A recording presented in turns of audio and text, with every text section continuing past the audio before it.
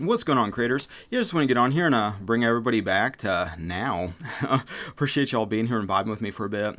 Yeah, just want to talk a little bit about the role of conspiracy in the awakening process and how you can start to maybe transmute some of these fucked up satanic rabbit holes, these hysterical us versus them kinds of paradigms that you can find yourself in when you get balls deep in conspiracy. Not to say that there isn't a lot of truth in conspiracy. It's just more of the fucked up, oh, I'm a victim, oh, there's this godlike they that's just dominating and enslaving every aspect of my life, putting people on a pedestal, feeding pendulums. You know, the truth community in general is very much guilty of feeding pendulums, feeding the thing that they are actually fighting against unconsciously. So, bringing some of that to light, but, also just like looking at the outward seeking dynamic versus the inner seeking, and how by taking this action, by seeking externally, you're actually strengthening a lot of faith inwardly, and how that dynamic can be more consciously used so that you're not just spending a decade down some fucked up rabbit hole getting gaslit by like pendulums and satanic entities and all this kinds of stuff that can start to happen as you start to inundate your consciousness with the they, with the godlike 1%, or whatever it is. Oh, the Illuminati, the Freemasons. Oh, it's this, it's the Jews. It's this. It's a lot of that's happening unconsciously, and it's like, from my perspective as someone who's been down these rabbit holes, like, Mike, don't you know the earth is flat? What are you talking about with the world is a satanic farm? Didn't you know this? We're in a hell realm, and it's a prison planet, and all these kinds of like these ideas, which is fine, and there is no fiction. So to me, it's like, if someone is in that kind of zone where they're being like gang stalked and like everybody's out to get them, and it's just like it's always hopeless. I can't do anything because I'm constantly under some satanic attack, or whatever it happens to be. It's like there is truth in what they're saying, because the rules of consciousness don't really care. It's like, as within, so without. So if that's inundating your consciousness with this they to blame for all your problems, this is why we're not living in a utopia, because of these satanic people that are trying to blah blah blah blah. And it's like, hey, there is no fiction that exists. There is people that wants to dominate and enslave other people. Yeah, that's a state of consciousness. Yeah, there is people that are predatory. Yeah. But are you going to focus all your attention on it and grow it and inundate yourself with it to the point where that's all that you see, where it's just real loud in your bubble?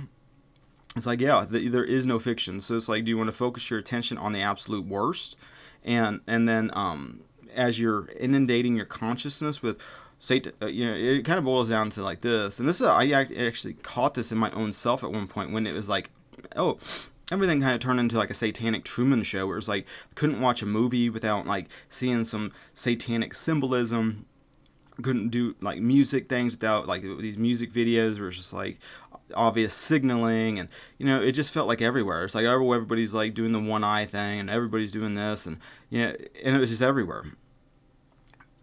I caught it in myself, where it was just like, I was so against that I was feeding it so much psychic energy and just loosh, basically.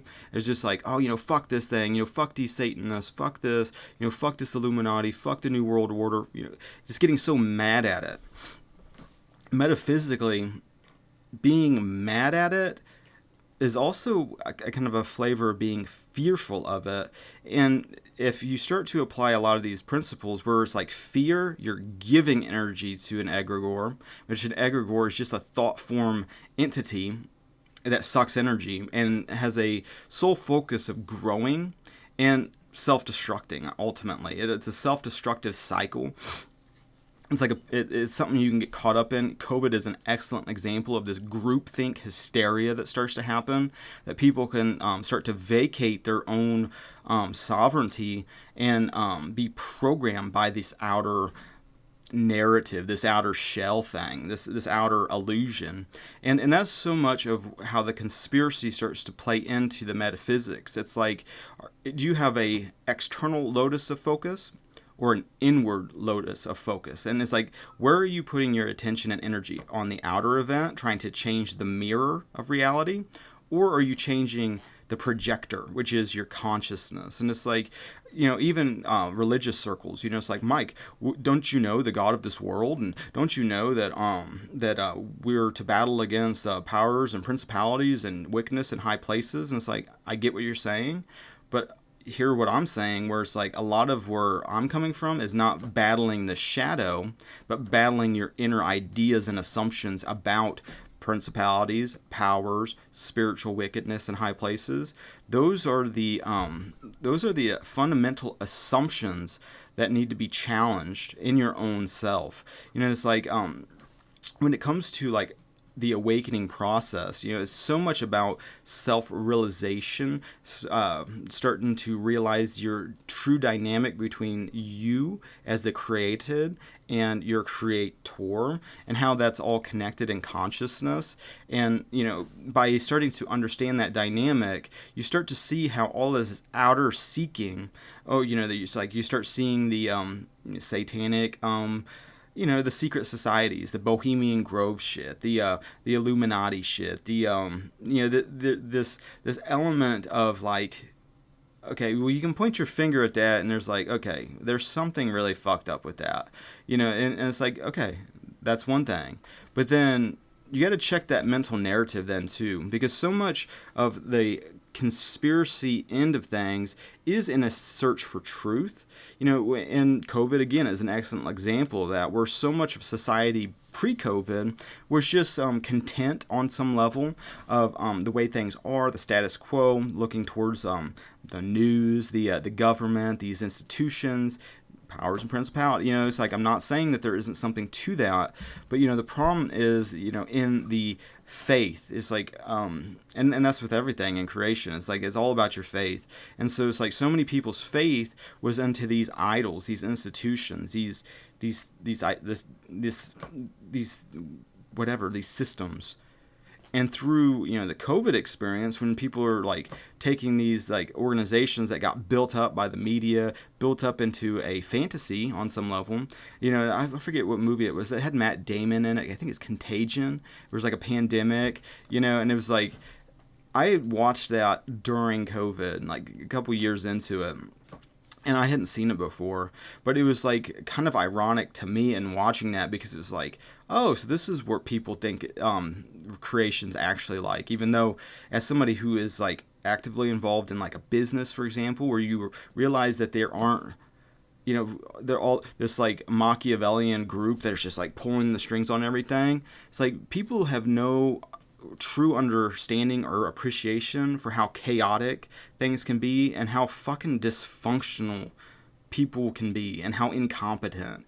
It's like that doesn't play a role to a lot of people. They don't appreciate how big of a deal incompetence is, and just like, it's like, really, it's like, you thought it was smart to dump all your, like, for example, like, say you have like a handyman business like I have, and then you hire somebody to go do a job, and next thing you know, you get a phone call from a customer of the house that they're working at, and they're like, hey, your guy just like spent like 20 minutes bitching about this job, and like, I don't feel comfortable around him. It's like, why the fuck would you why would you do that to like a customer? It's like, why would you just like feel the need to open your mouth? And it's like, those kinds of like situations, it's like so foreign, or like, there's a lot of that shit going on, where it's just like, really, are you retarded, or just dumb, or just a liar? It's like, I don't understand where you're coming from, because it's so fucking stupid.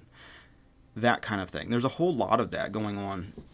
But in that whole kind of imagining, though, until you like are face to face with it, then you're basically left with your imaginings, how you think things work versus how they actually work. And so much of like Contagion, that movie, is just like, well, we got this deadly thing going on. First we need to get the CDC involved. Now we need a vaccine. Now we got the government involved, and they're all flying around on Air Force One. And we got smart people that are inundated themselves. And it's like, all these systems that are flawlessly working and perfectly executing, not realizing there's a whole power dynamic, and there's like incompetent people. There's some guy at a high level that's like hiding a severe alcohol problem. It's like the guy down the hall is like fucking prostitutes in the parking lot, and it's just like, people don't realize the level of just like bonehead shit going on. It's everywhere. But the thing of it is like, so they have the illusion of like the Hollywood movie land. Oh, and it's like, now we're in that movie, we're actually doing it. And I was like, wait, all these systems are just like incompetent, they lied to me. It's like, what they recommended is dangerous. It's like exact opposite of what I should be doing. It's like, this is fucking crazy, this is fucked up. Well, that wake up call gets so many people out of this illusion of mind, thinking that, oh, the smart people got this under control, or like everything's being governed by people that just gotta figure it out for me. Then you realize it's like, ugh, this is a shit show. It's like, I need to take some responsibility and ownership. I need to figure out what's true and what's going on. Well, that quest for truth is part of the conspiracy awakening process. It's like the first little light switch. It's like, I need to find out what's true, because there's a whole lot of shit that's not true. That was a big milestone moment for me personally, when I realized like my whole paradigm of what I thought reality is not real. When I realized that, we're like basically in like a type of simulation, like a hologram or a simulation. It's like all the materialism shit went out the window. It's like, oh, Mike, you're not a physicist. You're not a this. You're not that. It's like, you don't need to be a meteorologist to go, oh, it's windy outside, or it's like, oh, it's rainy, I'm getting rained on. It's like, oh, Mike, you rain? How dare you make a claim that it's raining? Who are you? You're not a meteorologist. It's like, okay, well, whatever. But like it comes down to that. That beginning switch to like, I need to find out what's true. And I need to know it for myself. But, it's like, I got a bunch of like danger, fucked up situations. I got a family to take care of. I'm like leading like a family, and I don't want to lead them into a fucked up medical thing or like any of that kind of stuff. So it's like, I need to know what's true. Okay, so now that's like the first inkling of, the awakening process is seeking truth. Consciously seeking truth, and so we get trained in the world exact opposite. We get trained to look to the mirror, look to the external for the source of truth, the experts out there. And I'm not saying there's not levels of things. It's like someone who's played guitar for a couple decades now. It's like my level of awareness towards playing guitar is more extensive than somebody who has the awareness that's like, oh, I'm like 6 months in. It's like, I could tell you different techniques and different styles and genres that, you may have never even heard of. It's like a glacier. It's like you see a little tiny tip, but there's a whole fucking thing underneath the water of awareness of that I've just picked up over the decades, compared to somebody else that's just, this is the first time I'm strumming it. And it's the same thing when it comes to like seeking the truth. There's people that have a lot more awareness of like the deceptions, the trickery, a lot of the unconscious thing that we just perpetuate because it's like, it's part of culture, I guess. I don't know why we put up Christmas trees. It's Christmas, Mike. Put up an ornament. What? Shut up. You don't ask them any fucking question. Don't ruin this for me. Don't ruin it for me, Mike. But like seeking the truth, and we get trained, like I said, to look to the mirror at these experts and everything. And not to say there isn't something wrong with like, hey, you got a bunch of awareness on this, I don't. What do you know that I don't know? That's one thing. But it's another to just blindly obey and just like, become an automaton waiting for programming to repeat like a parrot. That's a whole different thing. But, in that, you start realizing that everybody's got a perspective. As you do this outward seeking, as you start listening to all these different takes, these different perspectives, these different just life experiences, knowledge, wisdom, that stuff is acquired through experience. It's not something you read about in a book. It's like, well, who made you an expert, Mike? I don't see a PhD behind your name. It's like, I fucking live this shit. It's like, it's like, it's like I learned it through doing. I learned it through experience. It's like, well, you need to go to college and get an entrepreneurial business degree to start a business. It's like, no, you don't. well, you need to have all these projections and go to a bank to get this loan to start a business. First you need 100K, then you can start a business. Like, no, you don't. How dare you? How dare you? How fucking dare you? It's just like, whatever. But in dealing with those kinds of people, you start to realize that everybody's kind of got a flawed take. And there's a valuable aspect of it too. Like in these streams, I don't want people that are hearing this to be like, this is the pedestal, this is the cult I'm joining. I just want to worship this person. I just want to hang on every word like it's a gospel message and be transformed by it and whatever. And it's like, okay, you need to take people off the pedestal, realize that we all have a unique perspective and a unique take and a unique way of looking at a situation. And in that kind of conspiratorial mindset where you're constantly like, oh, what's their take? What's their take? Well, how are they assuming? How are they feeling? And the problem when it comes to the conspiracy rabbit hole is so much of it is hysteria and fear-based. Oh, didn't you know, Mike, that the chemtrails are putting nanotech in our bodies, and Elon Musk is going to like put a Neuralink in it, and it's all going to connect and make you an automaton and try to move your consciousness from a body into the cloud. It's like, okay, well, that's like worst case scenario, and that's so much of what the conspiracy land even is. It's just, oh, well, that's just the worst case scenario. It's like another notch above the fucking news, where it's like, oh, the news says it's like one thing, worst case scenario, and it's like the conspiracy, the truther, will be like, well, that's not, they're full of shit because they're always full of shit. It's actually much worse than that, and it's like, and at that point, then you're starting to feed pendulums.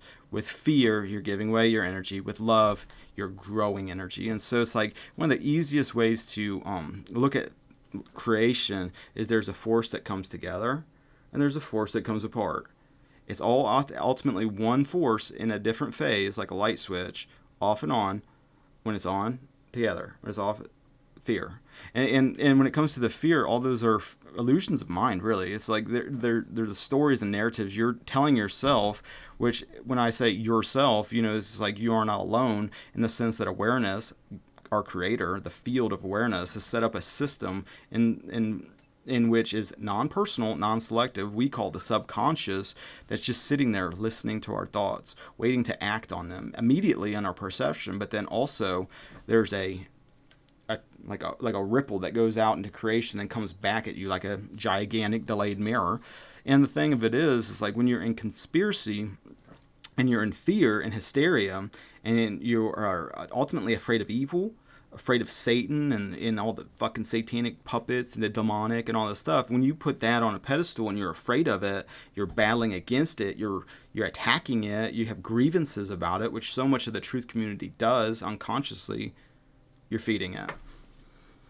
You're putting out, then not only are you feeding it, but then you're actually growing it, with your hysteria, with the godless attitude, we're alone and separate in the hell realm, like all that kind of stuff then feeds the very thing that you're afraid of, the sin of Adam, in my opinion. But, when it comes to all that kind of outward seeking, though, because then, like me personally, I got so involved in conspiracy that it was just like, especially once it was like the Mandela effect, where it's just like, I'm in a fucking totally different world, it's like the world I'm familiar with is not the fucking, what I'm being presented with, this is different, and the whole perception was fucking shifty and everything was fucking out there, and this is like, okay, now I'm just, someone tell me what was going on. Again, the outward seeking, it's like I need somebody on the outside to connect me with God, to tell me what's true. All of that kind of outward seeking, then you realize, no, it's just another personality. It's just another person. It's just another being that's trying to make sense of things.